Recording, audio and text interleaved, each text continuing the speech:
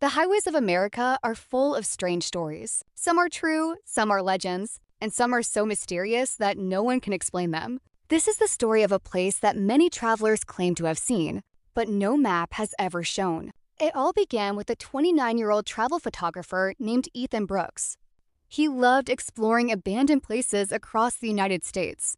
Every weekend, he packed his camera, drone, and backpack into his SUV and drove somewhere new.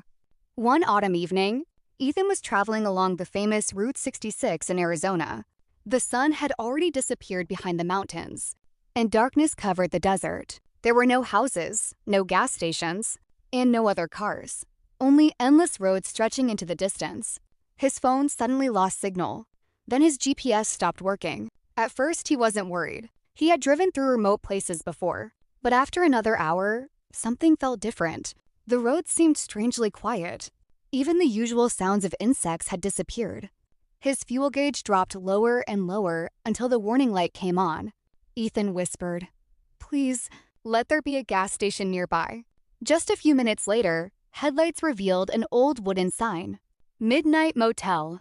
Gas, food, vacancy. He had never seen it on the map, but he had no choice.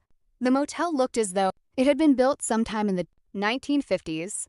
Flickering neon sign buzzed above the entrance. 3 old pickup trucks were parked outside, covered with dust. Inside, everything looked frozen in time. An elderly man stood behind the reception desk. He smiled politely and handed Ethan an old-fashioned room key. "Room 7, he said. "Breakfast is at sunrise." Ethan asked, "Do you have Wi-Fi?" The old man smiled. "You won't need it tonight." The answer felt strange, but Ethan was too tired to argue. His room looked clean but old. A black and white television sat in the corner. The wallpaper was faded, and a ticking clock echoed through the silent room. Around midnight, Ethan woke to the sound of footsteps outside his door. Slow, heavy, one step after another. He looked through the peephole. The hallway was empty. As he stepped back, 3 soft knocks echoed on the door.